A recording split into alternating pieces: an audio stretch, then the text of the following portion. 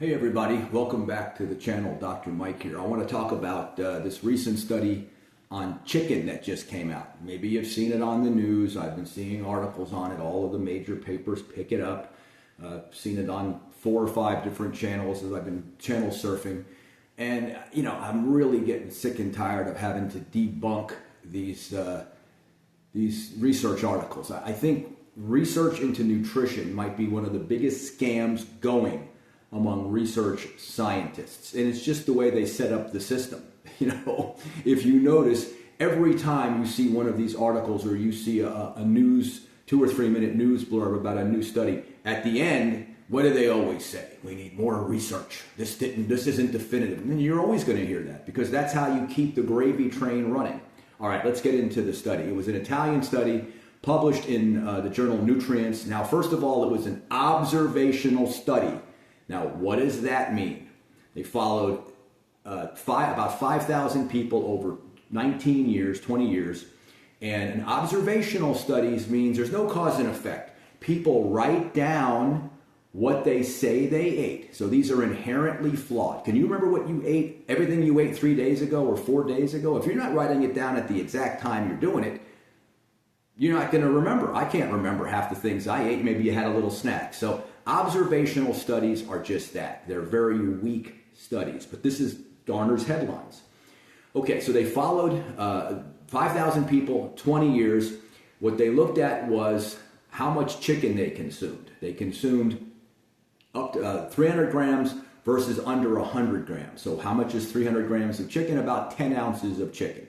28 grams in an ounce for those of you who know the metric system. And so 28 into 300, 10 times, 280, a little more than 10 ounces. Versus 100 grams, do the math, that's about 4 ounces. So what they said was there was a correlation between people who ate over 300 grams of chicken and gastrointestinal cancer. 27% higher risk of gastrointestinal cancer for people who ate more than 300 grams of chicken per week versus people who ate under 100 grams of chicken. Now let me tell you what some of the problems with this study is. They didn't account for exercise. They didn't account for smoker versus non-smoker. They didn't account for different disease processes. They tried to account for age and gender because you have to have some kind of a control, okay? So they had a few controls in there, and if you read the study, you'll see it. But they didn't account for some of the biggest variables in people's lives.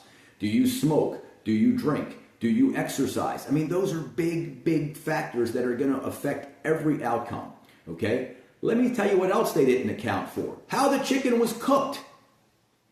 Now, I promise you, if you're eating 11 ounces a week or more of chicken wings every week, if you're eating fried chicken, if your chicken is chicken McNuggets, okay?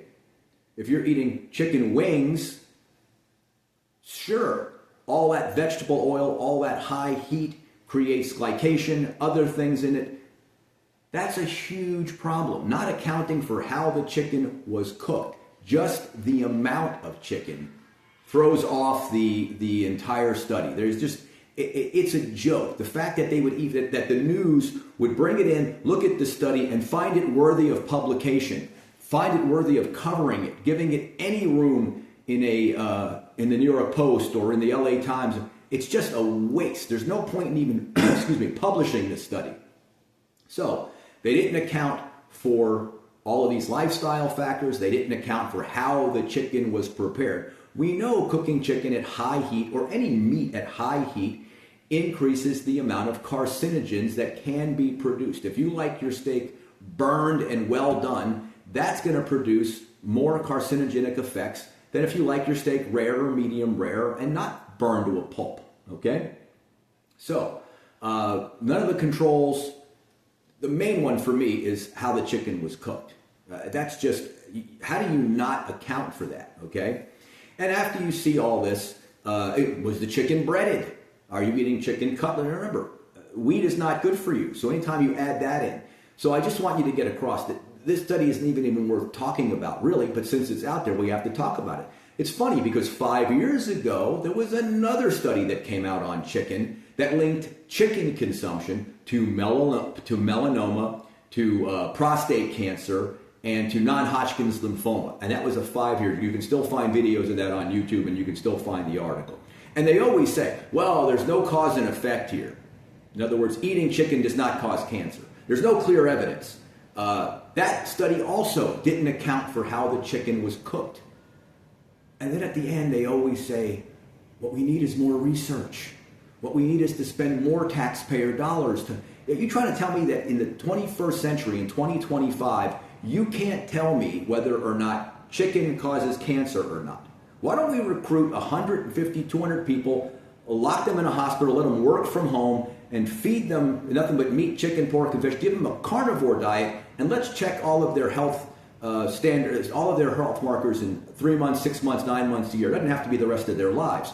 But I would think that if your short-term health is pretty good, is great, you're of average weight, good blood pressure, no diabetes, then that's a pretty good marker for your long-term health, isn't it? How else do you regard health? How do you feel? How do you look? What do your blood tests show? I mean, you have to look at several things, but those are the big ones, right? I don't think you're going to be eating things that make you feel terrible that are good for you long term. That just stands to reason.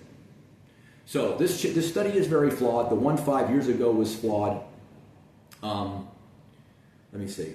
Again, one of the things they always say at the end of these news programs is make sure balanced diet is key. We're going to talk more about what a balanced diet is, but that's another 20th, maybe a 19th or 20th century invention. There's no such thing as a balanced diet, okay? The vegetables and fruits that you eat today looked nothing like they look today, like they did 100 years ago or 200. Certainly not like they did 500 or 1,000 years ago. Broccoli is a 20th century invention. I believe cauliflower is as well. They created that basically in a lab. So all of these things that you hear, remember, a lot of them are just marketing ploys. Breakfast is the most important meal of the day.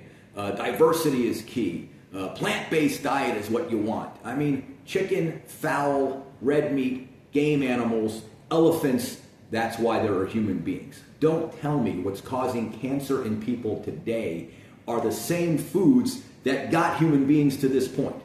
We're here talking because we learned how to scavenge and hunt. And what did we scavenge and hunt? Game animals. I'm sure we killed different kinds of fowl with rocks and boomerangs and things like that. If you want to look at something, where are all the studies looking at sugar and cancer? Well, you never hear about sugar causing cancer, and you never will. Think about that. So that's it for today. Just a quick one. Just completely dismiss this study. There's nothing in it that proves even a little bit that chicken causes cancer. And if it did, if there was direct evidence, I'd be here talking about that. I happen to love chicken. I probably eat it 2 or 3 times a week, and I eat a hell of a lot more than 300 grams. I can promise you that. I might eat 300 grams in one sitting. So I'm not going to stop eating chicken, and neither should you. All right. I'll see you guys on the next one.